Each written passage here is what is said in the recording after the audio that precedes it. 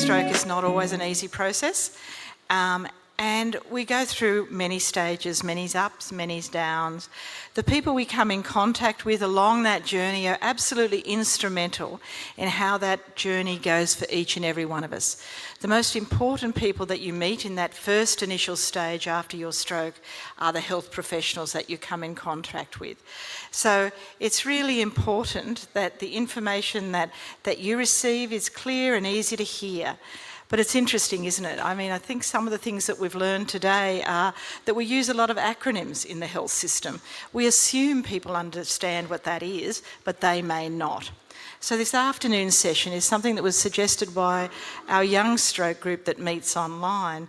And what they wanted to talk about was what they heard when they first had their stroke, what that meant when they heard it and how they reacted to it, but also how that impacted them going forward in their journey with stroke. But also they wanted to impart to health professionals as well that what they know now and how that could have been, I guess that journey could have made a little bit easier or even a little bit more harder in some cases by how it was presented to them. So we've got a panel of people to discuss their personal situations with you today. It's to be facilitated by the wonderful Kylie TASTULA.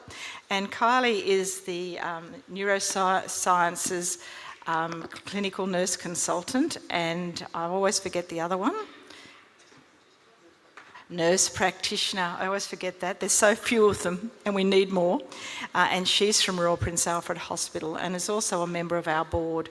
And Kylie has been in neurosciences for over 20 years and is one of the real movers and shakers in New South Wales in getting the voices of stroke survivors and their carers heard in the decision-making processes of health. So she's a very important person in both the association's world, but also in the world of stroke survivors and health going forward. We also have a number of people here who have been part of our association for a number of years, but some who aren't, some who have just basically been asked to join in because their experience may be newer than others. So I'll just introduce them first individually. So Brenda Booth, OAM, is a stroke survivor and registered nurse. She's the coordinator of our working age stroke support group on the Central Coast and had her stroke well and truly a long time ago. I'm not saying how long, Brenda. But Brenda has been an enormous advocate for stroke, both at the local level, the state level, the national and the international level. And Brenda is one of the most well-known stroke survivors in Australia, if not the world, and her voice is definitely listened to. When she speaks, people listen. There you go. Simon Bridge, put your hand up, Simon. Simon is one of our newer stroke survivors and he comes from our Penrith Stroke Support Group. And Simon has only had his stroke about 2 years ago now. 2 years? 2 years ago now, and he's living in supported accommodation, as he indicated, through out in the Penrith area. He's not a Penrith Panthers supporter, thank you God, or he wouldn't be on the panel. But he's a great, he's got a newer perspective on the journey from stroke, and basically from a more regional area in terms of Penrith being an outer Sydney area of Sydney. We also have Gail Labransky, and I first met Gail a very long time ago. It was in about 2012 in actual fact, when Gail was the, I'm going to have to read it out because it's really difficult. She was the director of the Social and Economic Policy Unit at Transport for New South Wales. And that was where I met her as part of the Ability Transport Access Committee. And Gail was the chairperson of that. And she was really pushing for accessibility for people with disability in Transport New South Wales at a very high level, and was also championing those issues at the national level as well. Gail had her stroke in 2020 and is still very much a champion of stroke, being part of the Physical Disability Council of New South Wales. Wanda Rowan is new to the association, but Wanda's journey with stroke began quite some time ago in the early 80s. or late 80s, sorry, when her husband Peter had a stroke. And she was a young mum at that time, and she has just put, oh, she wasn't a young mum at that time? I'm telling everybody who you were, love. 2003, sorry. There you go. And she has just written a book about how she and her husband survived his stroke. And I guess that's the issue too. Stroke isn't just something that affects the person who's had the stroke, it affects the whole carer and any family members that may be around. So Wanda will be giving a much different perspective to the panel today. Then we have the lovely Valerie Felton, and Valerie has been part of our association for a number of years. She's the carer for her husband Chris, who has just gone into aged care facility.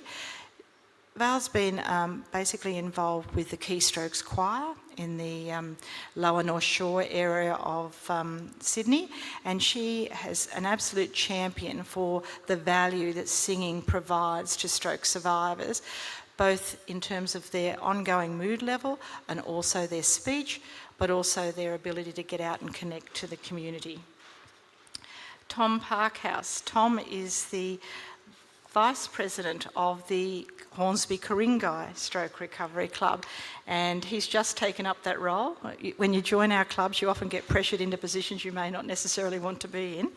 But he spent over 25 years as an engineer and working in the fields of corporate field, and he basically left that career to take care of his wife when she had her stroke. It's amazing, isn't it? We have visions of how our lives are going to go, and often stroke can come along and intervene with that. So I'd like to hand over to our lovely facilitator, Kylie TASTULA, and she will basically lead the discussion through this afternoon. Thank you, Kylie. Well, I'm hoping I won't have to. I'm hoping they all will.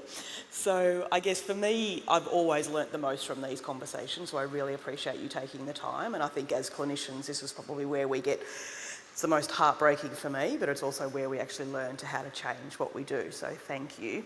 So my first question for you guys is, what is something, both a positive and a negative, that you were told when yourself or your loved one was in hospital and had a stroke that has had an impact on your journey? Are you happy to start us off? Sure. Well, it was a positive. I was told that I was likely to make a full recovery, that I was young. I was 61, I wasn't that young. I was fit. I actually had a stroke through tearing an artery in a Pilates class, and that I had a good flow of blood to the brain from other veins. So I was going to survive, but I didn't believe them. So tell me, so you were doing Pilates and you tore a vessel and that's what caused you to have a stroke. So going into hospital, what were you told that actually impacted you the most? Because that's a pretty big lifestyle change at that point, thinking you wouldn't have had risk factors for stroke. One of the things that I was told at Royal North Shore was that I would benefit from an immediate start to rehabilitation while I was in hospital. And I did that, but there were some issues with rehabilitation, in that a lot of the tools and the capacities that are used by occupational therapists are really not designed for people who've had an executive career. A lot of the material is not Australian, it's British, it's American. I was offered cooking, which was not something that I did or wanted to do. But I had a really great physiotherapist who encouraged me to be a bit competitive. around my physical recovery. So with everything you were told, why didn't you think you would be okay? Sorry, that wasn't a question, I know, but... Look, I don't really know. I could barely walk. I had aphasia. I was fatigued. I was depressed. I was suffering from chronic headaches. I couldn't imagine being okay again. Yeah. So I'll come back to you. So Brenda, yourself, when you were in hospital, because you came from a very different perspective, given you were in health yourself, what was something that you were told that impacted Well, I yours? actually wasn't in health. I was a registered nurse, but I was actually working in state government disability services. So, but I had the nursing background. Yeah. So I actually knew what was going on. I mean, like, I knew I was having a stroke. Yeah. I didn't know what was going on. All hell was breaking loose around me as far as I was concerned. Look, being asked this, Michelle mentioned my stroke. My stroke was 22 years ago. So for me to dig back to back to what I was told back then, it was actually a bit of a challenge. I had to really think about it. And because of my word finding difficulties, my notes are really, really important. So I was 41 when I had my stroke. And so your question was about... What were you told by the healthcare professionals that impacted you? Yeah, look, so my stroke was, I tore a major artery going up into my brain, the internal carotid, and that's a dissection. And what I was told was, fortunately for me, a bit like Gail, my other side compensated really quickly, or I would have had a really devastating stroke. So I kind of knew I was lucky. And then talking about realising I was lucky, after my stroke I was doing a presentation to nursing and allied health professionals about a stroke, and after I'd spoken and explained what had happened, this registered nurse said to me, "How come you're walking and talking? My sister did what you did and she can't walk and she can barely talk."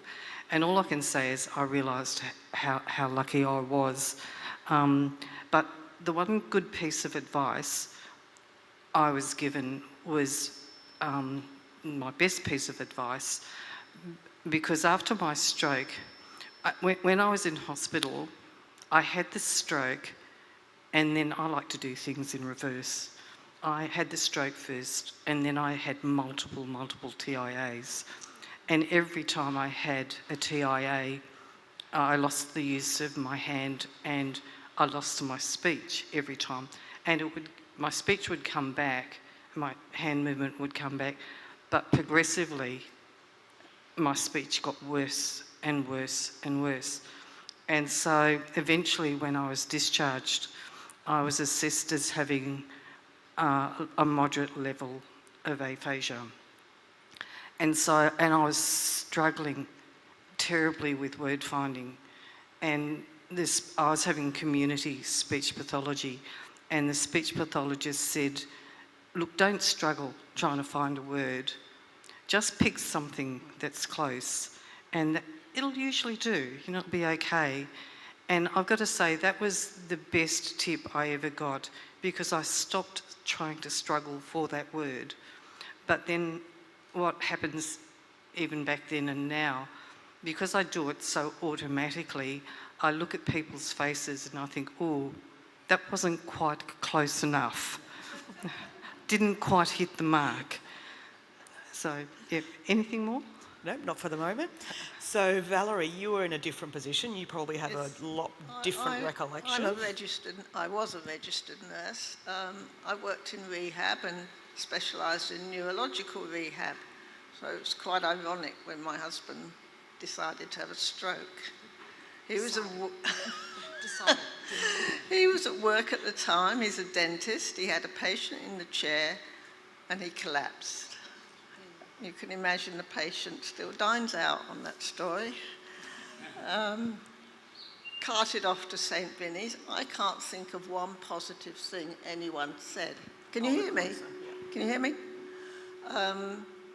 He was very agitated. He had a massive stroke, his entire left side and frontal lobe damage. So he was quite unreasonable, let's say, and thrashing around in the bed and wanting to get up. And so I spent my entire time trying to keep him quiet and calm. They gave him the clot-busting drug. It didn't work. We were told to go home and ring in the morning. There was nothing positive about any of this, and and nothing very encouraging either. So that's the way it was. And so how did that impact the recovery, do you think? How did it impact your interactions? I don't know, quite honestly. I don't know if it made any difference at all. So in reflection, do you think there should have been something, should it have been more positive? There should have been a lot more talking to me. They showed me the scans. I mean, without my background, I wouldn't have known what I was looking at. It's very hard to say what would have been if this had happened, you know? So I really can't help on that one. Okay. What about you, Wanda? Because again, you were the carer as opposed to the person in the bed being told that information. So what do you recall being told? Well, Peter's stroke happened due to a fast neck manipulation by a chiropractor. I was with him at the time when it occurred. We were never told what possible injuries could occur, and the moment that it happened, Peter turned to me and he said, "Oh, that was hot." He felt the tear in his neck. Public service announcement, don't get your necks manipulated. Do your own research on that and make your own decision on that. I've got friends that swear by a chiropractor. I don't like them, sorry. Thank you. So it was about, that was early August, the 16th of August. He was on a work site wearing a hard hat. He used to be in IT, but he was wearing a hard hat, just bumped the rim of the hard hat on a wall, which was enough to dislodge a scab that was building within his artery.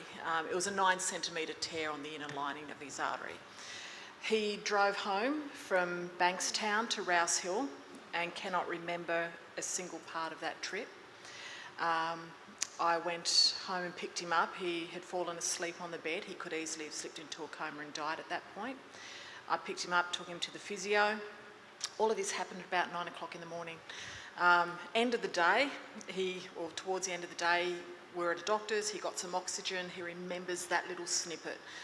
My takeaway from that initial injury was, if you know you're having a stroke or you've seen someone who's having a stroke, get them onto oxygen straight away, because I believe that him getting immediate oxygen was enough to stem the tide, if you like, of what was occurring within his brain.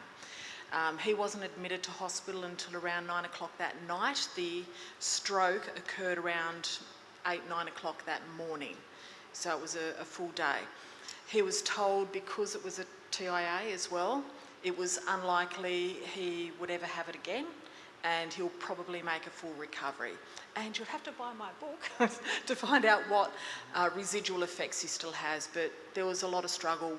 This was 19 years ago on the 16th of August, and we were not told of any support. We had nothing. Everything that's been discussed here today, as I was saying to my girlfriend, some points that were coming up, we found this ourselves. We worked this out ourselves, and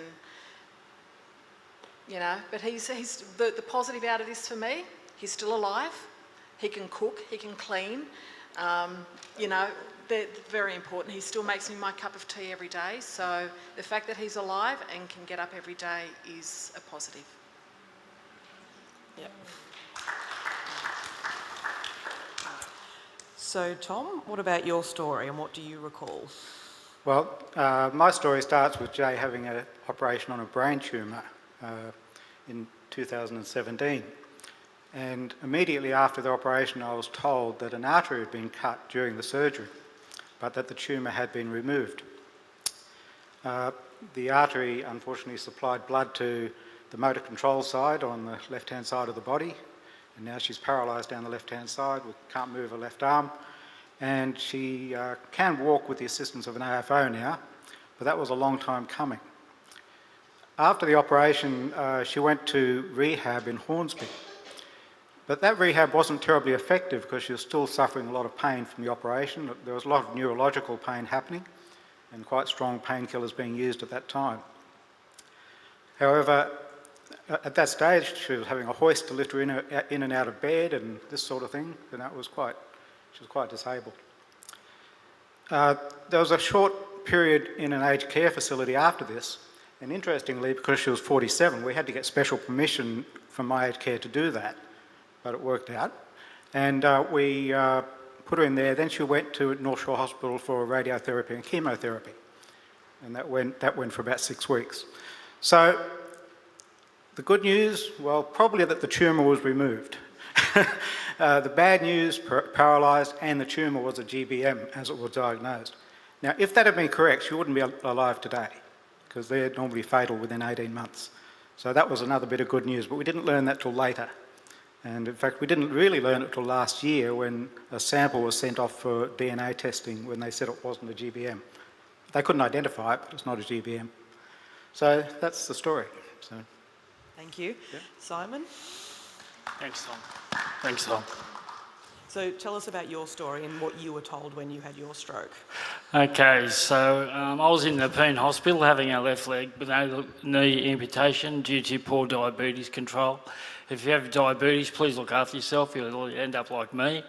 One of the things I remember sticking out when my story was, well, I was one of the lucky ones because I had my stroke when I was on the ward. I didn't fall, I was just laying in a bed, and my wife was there and there was a nurse, and then about 20 doctors and all sorts of people come in from everywhere asking me all those questions. And I said, what's wrong with you people? They said, we think you've had a stroke. I said, don't be silly, I haven't had a stroke. I said, they're only if you're older men. Anyway, I'm lucky there's no older men in the room today, otherwise I'd feel offended. But anyway, lo and behold, I had a stroke. They sent me down that was a late Saturday night, they sent me down for a CT and what's the other one called? MRI. MRI, you can say I've had a stroke, my memory. And come back, I had a massive stroke at the back of my brain, my basal ganglia, and my whole left side was affected. But I didn't feel anything mentally or physically, nothing at all. I thought strokes, you fall over and all that sort of thing, because I'd never had one before. But anyway, the next morning, I couldn't eat my breakfast.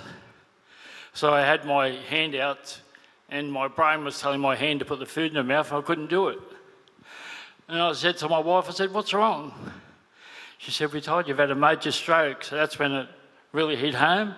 But one of the things that I remember the doctor said to me was, you come and see me a few days later, was, you're not going to be able to go back to work, you're not going to be able to drive again. I would have preferred if he said, you're not going to be able to go back to work, you're not going to be able to drive again at the moment. Because what I intend to do, I'm going to get my licence back. And I'm going back to work. Sorry. It's okay, so I guess that's a really good point, and I think that's something that as health professionals we need to know, because we are fairly blunt. I know we're meant to talk about permanency when it comes to NDS and things, but a lot of the feedback I always get is people don't want to hear that. So how do you think we should have those conversations? This can be a teaching for us. Just say, at the moment, you can't. Yep. Yeah. I know it's really hard, so I really appreciate you talking to us, Simon, because it is all emotional times, these types of things. Yeah. So I guess if we are looking at it in terms of what would you take on your reflection, Tom, about how we should, I'll let Simon have a break for a minute and we can come back. Yeah. How would you reflect on how healthcare clinicians should us have those conversations in terms of longer term disability and how you're going to recover? Well, we should, but I think what has to be realised is that when someone has a stroke, a major stroke, their life changes completely. And what you have to accept is that everything is going to be different. Now, that is not easy, but once you start to accept that, you can start looking at the fact is, well, actually, I can look at Jay and say she's still alive. When she gained ability to walk enough, we could go for walks, even very slowly. You know, we can go to the park every day, do 5 laps to the park or 6 laps, it takes an hour, or we walk 2 kilometres, but we can do that.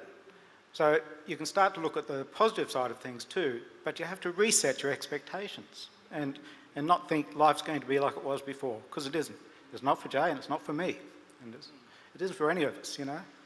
So that's... So I guess that is very true. Things do change a lot. So going back to Simon for a second, do you think in terms of what you were told, has that motivated you a lot more to prove people wrong, potentially? Yeah, so can you use that in a positive way?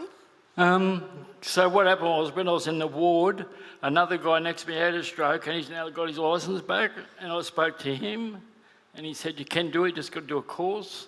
That's what I intend to do. Yeah. So none of the healthcare professionals had that conversation with you? So it took the patient in the bed next to you? Yep. Oh, that's a good... Yeah. Because the doctor just said, you won't work again, you won't drive again. And left it at that? Yeah. Okay, well, But, I'm not sure where to go to from there. yeah. Anyway, sorry about that. No, you don't need to apologise at all. Peter could drive. He chose not to. Sorry, Peter chose not to for a while because he wasn't confident. He was going for his pilot's licence. He actually had his pilot's licence and was trying to do, solo flights. And he went on a solo flight with his instructor. He was allowed to go by himself, but he went with his instructor. And they're flying along, and the instructor turned to him and said, "Did you hear that?" Peter's like, "Hear what? I didn't hear anything." "You'll give it an instruction of what to do." And he knew then and there, that's it, I won't be flying again. Peter was on some medication. Sorry, I'm going to cry now.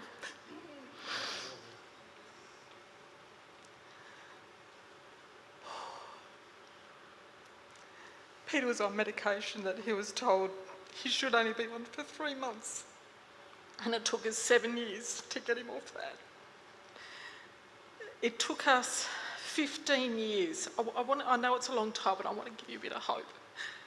It took us 15 years for him to get back to be as normal as he possibly can now. He drives. He's a very active member with our local SCS. One day at a time. One small win at a time. If you want to drive again, one day, you had your stroke, 2 years ago? It took Peter 15 years to get back to where he is today. Don't give up hope.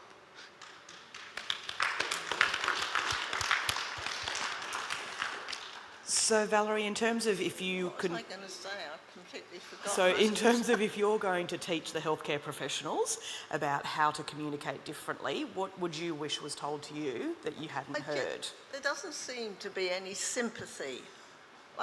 It was all very clinical. This has happened to you, you need a catheter, don't get out of bed.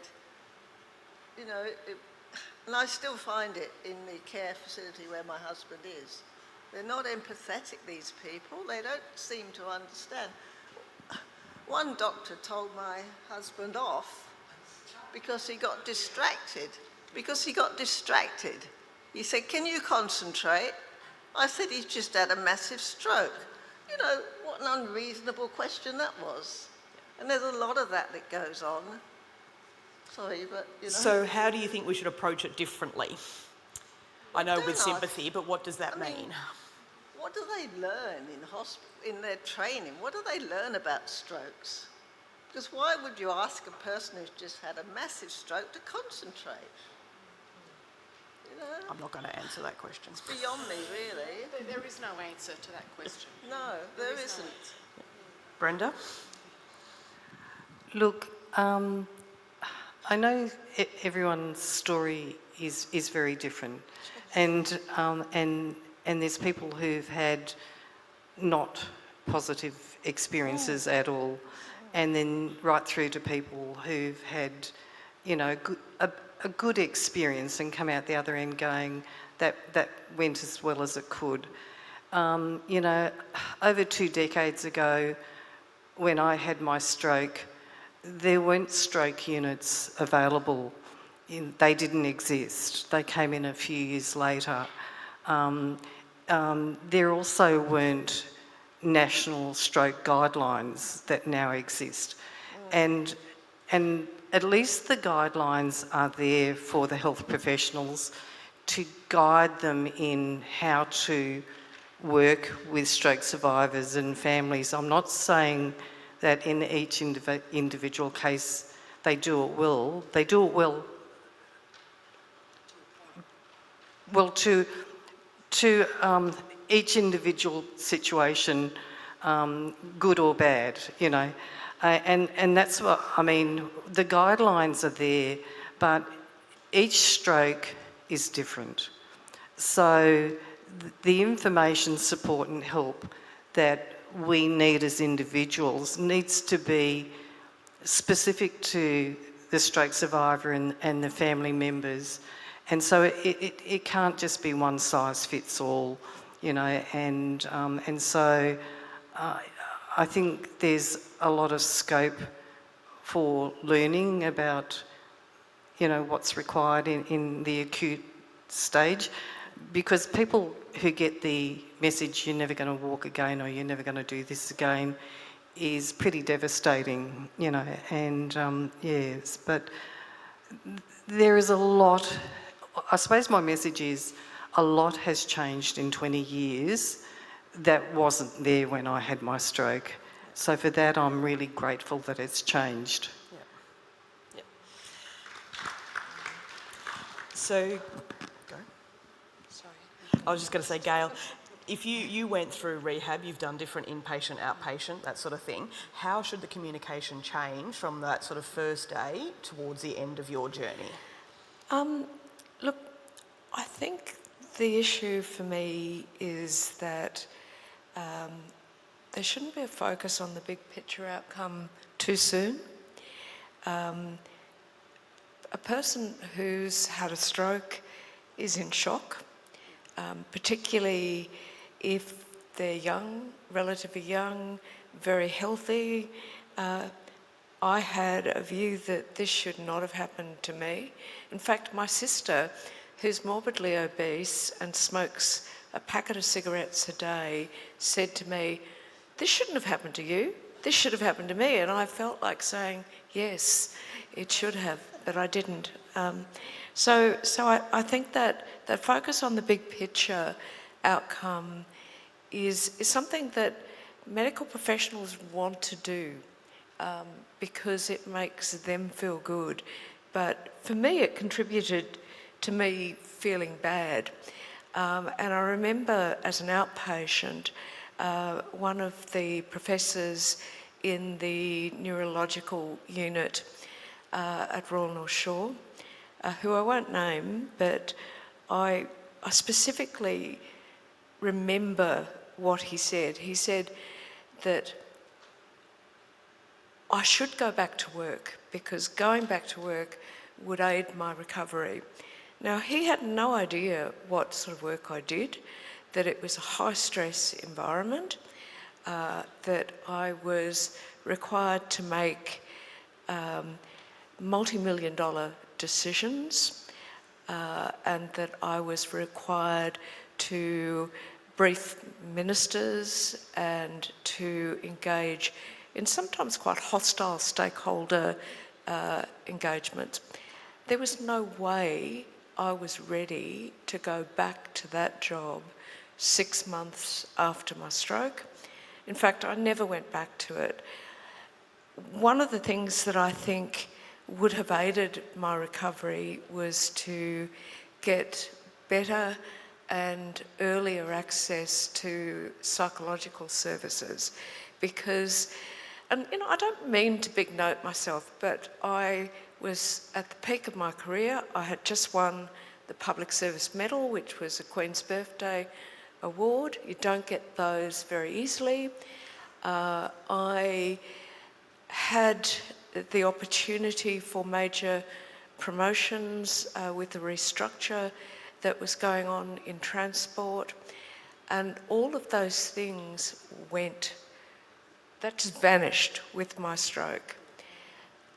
So, the higher you get, it's a bit like Icarus. You fly too close to the sun, you fall a long way. And I did not receive help early enough for that.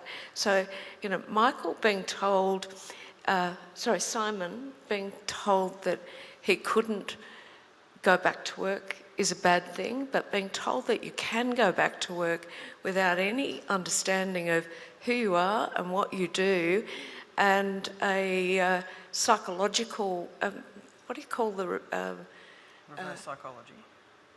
Yeah, the neuropsychology executive function tests that were really quite negative at that stage, meaning that you're not going to be able to go back to that executive job.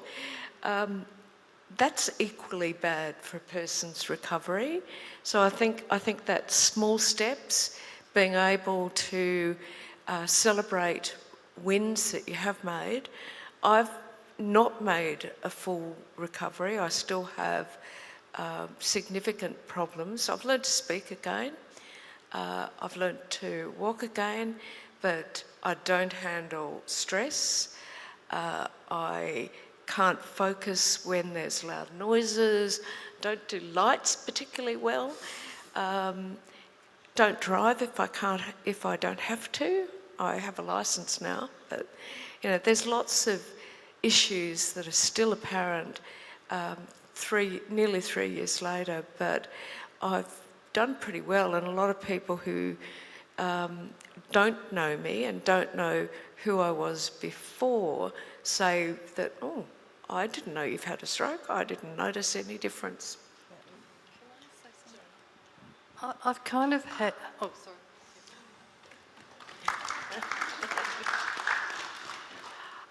I've kind of had a bit of different word finding. I'm just going to say stuff because I can't think of anything else. I did finally get back to work. I have lots and lots of word finding issues and processing information, and fatigue hasn't really been mentioned here, but fatigue makes my speech go right out the window, But I did get back to work, but never to what I was doing. I'd been working in a managerial role, and my career was headed that way, and I was a team leader of a multidisciplinary team in disability services. But I got back part-time, but because I talked about the fact that I had multiple TIAs, the condition that caused my stroke is still an issue for me. And so it causes me ongoing issues. And so I frequently have ongoing neurological issues that make my life very uncertain. So I've had to deal with the uncertainty that brings. But there's been times when I've had medical professionals say I might have been off work for, in some cases 7 months or 9 months because of things that have happened. And they've said to me, is this not the time to give up work? And I've gone, no, I don't think so. And I've had to readjust a lot of things, but I've clawed my way back, and it's rethinking what I could do so that I could keep doing the things I wanted to do. So, I don't know, reinventing the new me, constantly, really. Brenda 2.0. So I guess not everything about healthcare is negative, and there are always positives involved. What sort of things motivated you, or who motivated your recovery or your loved one's recovery in stroke? Everyone, yep. Well, I've got a talking stick. My husband always thought he would get completely better. He is always waiting for the miracle. The doctor, the specialist at St. Vincent's, told him when we went back for the follow-up visit, that he had 2 years to get better. I knew that wasn't going to happen. My husband didn't. When we got to the 2-year anniversary, depression set in. He honestly felt there was a miracle waiting and he would just snap and come out of it. That's all to do with the frontal lobe damage, of course. So what was the question? What motivated you? Some positive story. Yes, quite. Yeah, it So can do you be think it was a positive. bad thing that the medical staff said, I do that it was potentially a absolutely 2-year think recovery? I mean, he should have made it clear that you will recover a lot in the 2 years, not that you will recover. So End it's of again story. those wordings, so he made it sound like it was going to be a full recovery. And that's what Chris wanted to hear. Yeah. So So as someone watching that, then where do you think the line is between people being positive and people giving unrealistic hope? I think they just have to talk about the facts as they are now. You know, at the moment you can't walk. At the moment you're incontinent. You know, it's now, it's not forever, but it may be, but no one wants to hear that. So, you know, why tell anyone, really? You just look at what is actually there in front of you and explain and talk about that. Leave it at that. So, Wanda, you've written a book. You don't have to give away what's in the book, but Well, obviously I've given away a little bit, so that's okay. you're trying to motivate people. So what motivated yourself or your husband to do these and to recover? Friends, because we didn't know about NDIS, we didn't know about any support at all. We saw the GP, here's some drugs, oh that's happening, here's some drugs for that, here's some drugs for this. Some of you are probably thinking, what about the chiropractor? Yes, we went to court. No, I'm not going to discuss that, and I didn't discuss it in my book either. Or just touched on it, and that was it. After court, we went and saw a neurologist. He was great. He was the one that actually put me in touch with Michelle. Our friends were probably the biggest support.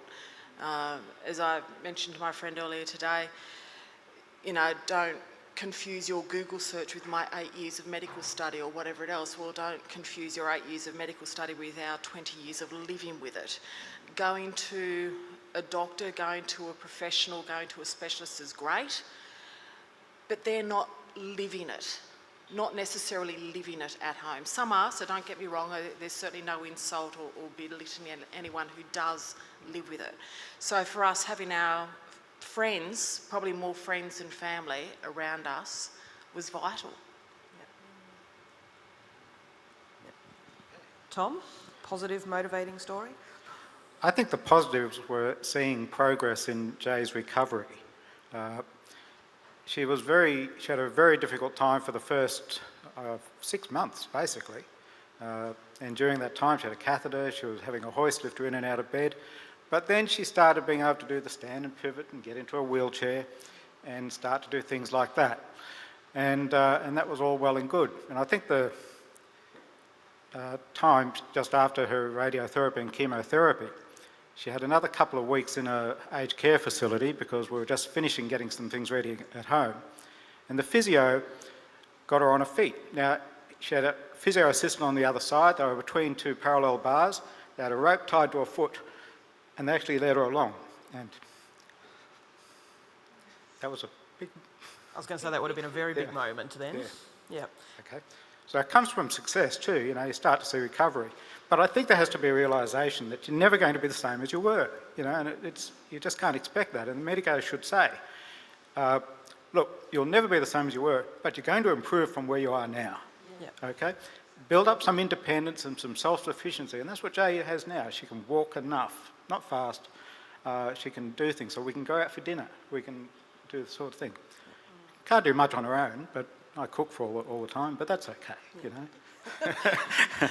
So, sorry. Simon, you're still sort of in the middle of a lot of this and you're still in what we would say is a recovery time. So what motivates you and who's helped you through it all? In hospital, well, they say it takes a village to raise a child. For a stroke survivor, it takes a lot of people. I think I must have had about 50 people looking after me, one from nurses, doctors, the nursing unit manager, physios, OT, specialists, my psychologist, social worker, they're all great. And I still talk to them now, so I've made lifelong friends.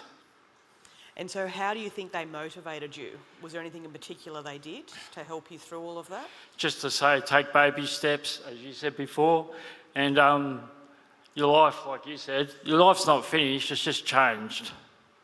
Yeah. And now it's the Stroke Association, yeah. Yeah.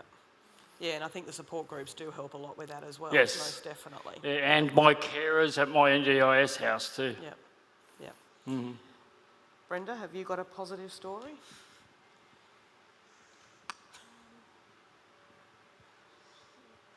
Well, my positive story would be the support I've had. And the support has come in many different forms. I don't think I would be sitting here talking to you today without the medical care and nursing care that I had and have had in different sort of episodes that I've had.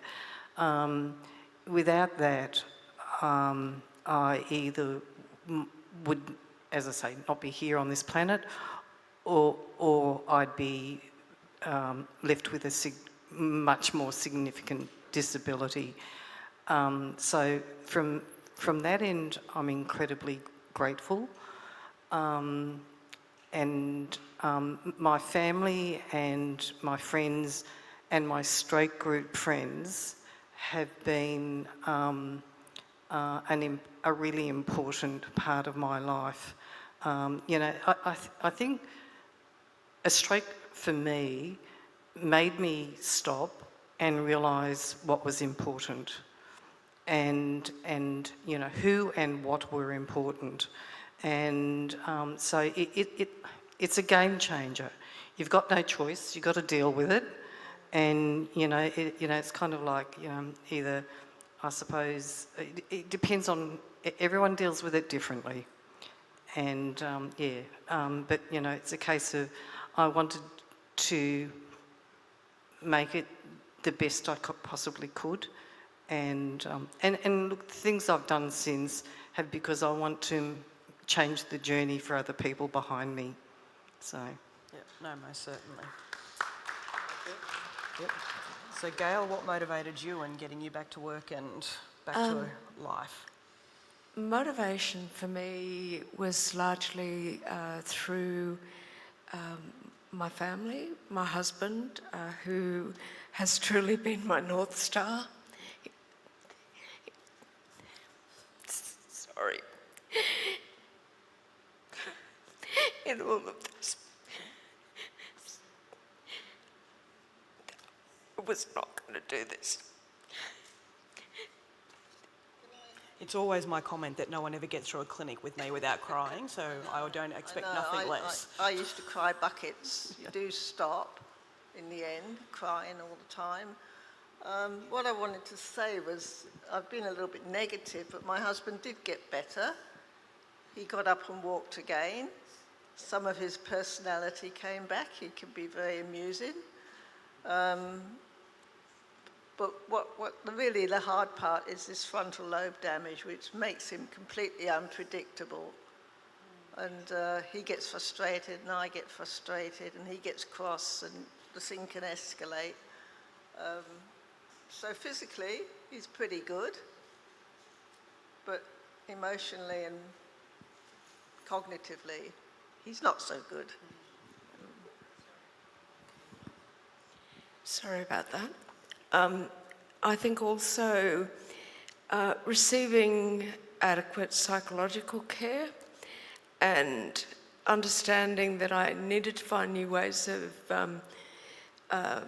assigning value to myself.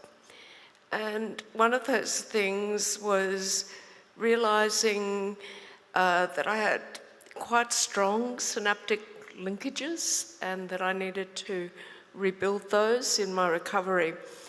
I sew, and there's no friends like sewing friends, and my association with the Australian Sewing Guild and the charity that those women offered me in helping me cut out garments and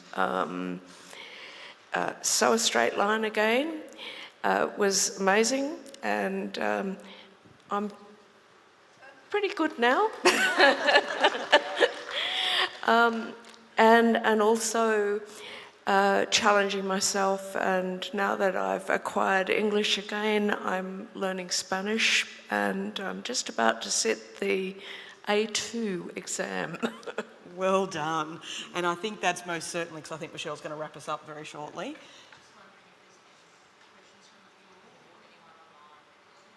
Any questions? Yep. Do I need to walk over with my microphone? My name's Max. I've had 2 strokes over a period of 5 years. My last stroke, which I had in 2022, has left me with what I call brain fog. Now, I speak to different people. My neuro doesn't really know what a brain fog is, although he's heard it. My GP doesn't really know it either. I try to explain to him, I wake up in the morning, every morning, it feels like I've got a big hangover from the night before, and I haven't even had a drink. Now that will stay with me during the day. My GP was probably the only person that I spoke to directly who said to me, Max, and he wasn't beating around the bush, part of your brain has died and it will not repair. And basically he said, what you've got is what you've got to work with. And that's what I'm doing. I'm sort of working with what I've got.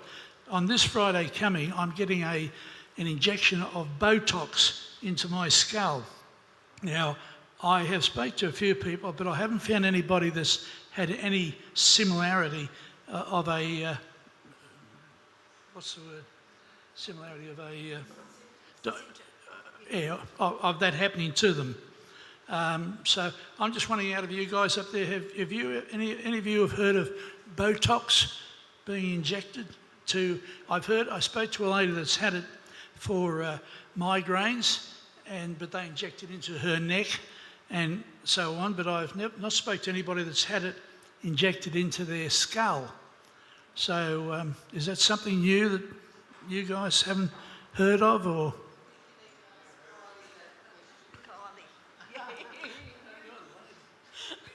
So yes, they inject Botox, but it's normally for migraines. I haven't heard about it for brain fog. But yes, into the skull. I mean, people have it for plastic surgery purposes as well. I'm assuming it's the fatigue and like the post-COVID fog that we all talk about. That's what I would assume, given, yeah. Yeah.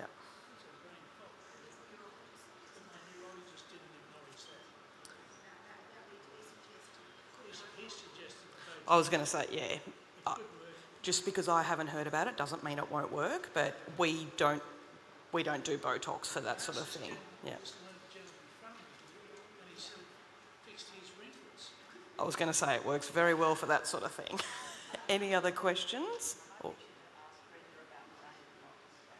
Brenda, would you like to comment on brain fog? Okay, yeah. Look, after 22 years ago, when I had my stroke, I mentioned brain fog to my GP, and 22 years ago there was next to nothing known about it. So stroke fatigue, or post-stroke fatigue, call it what you like, comes in many forms. It affects people differently, and I'm not diagnosing you, but it sounds very stroke fatiguey, brain foggy, and there's a lot of research. It's now become something that, you know the guidelines I was talking about? The stroke fatigue got into the stroke guidelines in 2015, and because of that, nationally and internationally, Post-stroke fatigue is much more recognised, now being much more researched. Do they have all the answers? No, but they're really trying to find out what works and what doesn't work. So if you want to get involved in any research, I can put you in touch with people. It's about figuring out how to best manage, because how I best manage my fatigue, and 22 years down the track, I still get it. My speech goes south, my balance goes north. I end up doing all sorts of things. It's figuring out how best for each of us, how we need to manage that. And,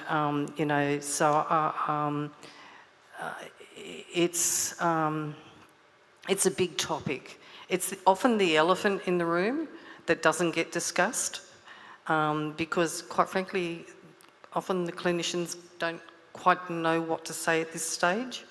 Would that be an accurate? That would be very true, yes. And it's not something that we discuss in acute care, yeah. And look, fortunately, places like the Stroke Recovery Association, they're really well versed about it. And stroke clinicians now know about it. They don't have the answer, but at least they know about it. Whereas, as I say, a couple of decades ago, they didn't even consider it. So it's definitely on the table, and the more you talk about it and get advice for it, the better off we'll all be. And potentially talking to people like occupational therapists who can help you manage your tasks and things to reduce that fatigue. Yeah. Yes. Just to add further to that, as we all know, when someone has a stroke, part of your brain gets injured, and it's going to be different for everybody at various levels. My husband was in IT. He had the stroke in the thalamus part of his brain, which is right in the middle.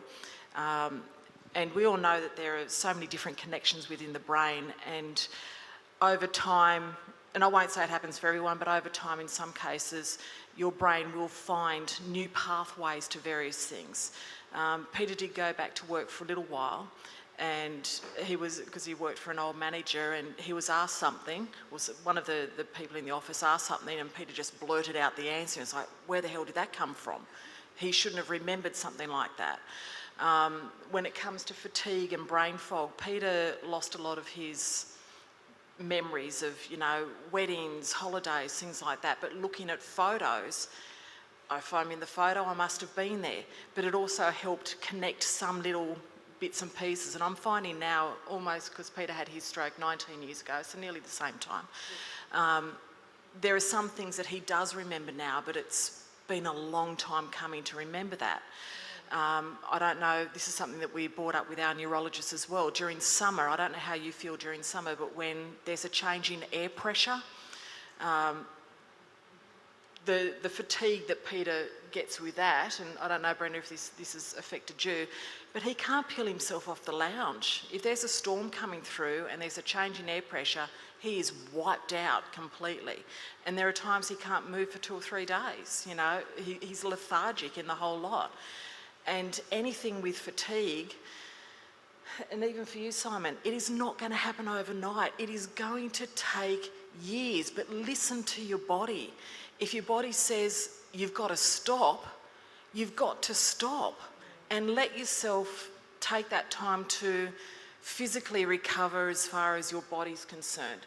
And then the mental part will follow, but it's just going to be time consuming. Can I add one more thing? Sorry, I've forgotten your name. Max. See, stroke memory. Max, you talked about having brain damage, and your doctor says you just got to kind of work with it. I was at work recently, and so nothing for me is automatic. Like not in my daily life, not at work. And one of my work colleagues said something about being on autopilot, and I said to her, I don't have an autopilot. I have to think about the next click of my mouse or the next thing I'm going to do. And so when you think about it, as a stroke survivor and our brains are working harder, it's any wonder we're not fatigued, you know. So it's kind of cut yourself some slack and you know, sort of, it is about pacing yourself, working out for you, because I don't get the effect of Wanda's husband of summer storms, weather effect. So it's individual to Wanda's husband, me, you, all of us, you know. So it's figuring out you and what makes your fatigue worse. And what makes it better. Anyone else got any final questions or comments? Okay. Well, I might take over from now. Thank you, Kylie, if that's No all right. problems, thank you. And in doing so, I'd ask you to please join with me and thank the panel this afternoon. I'd particularly like to thank Kylie and her generosity for taking on the panel this afternoon. She did an excellent job with that. I'd also like to really express my deep appreciation to everybody who participated on the panel.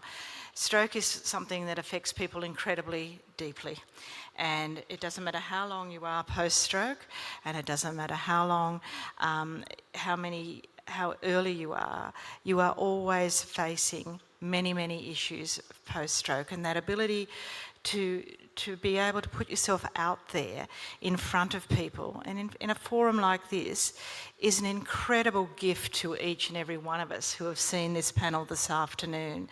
I would really appreciate, really want to extend my appreciation to them, to Gail for her generosity in coming forward. She's a new stroke survivor. For Brenda, I'll call her an oldie and a goodie.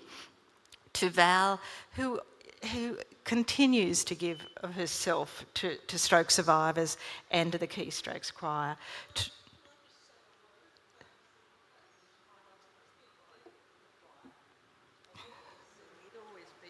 He'd always been in choirs all his life, and he didn't stop singing, but joining keystrokes, it's a highlight of his week. He just loves it. It's quite wonderful to take him to that. He's a different person for that hour. Yeah, I just wanted to say that. That's cool. So if anyone's interested in singing, I can Speak give you a number. speak to Val, okay? And also to say thank you to Wanda. It's not easy to come into an environment where you're not used to, where you don't know people, and she's done that with great aplomb today. So thank you to her. To Tom, new to the position of being pushed around by the Stroke Recovery Association, again, thank you very much for sharing your wisdom. And to Simon, it's a pleasure to have you on board with us, love, and I look forward to many, many years of your recovery and watching you grow as a stroke survivor. So if you wouldn't mind joining me again to thank Kylie as the facilitator and for the panel as well.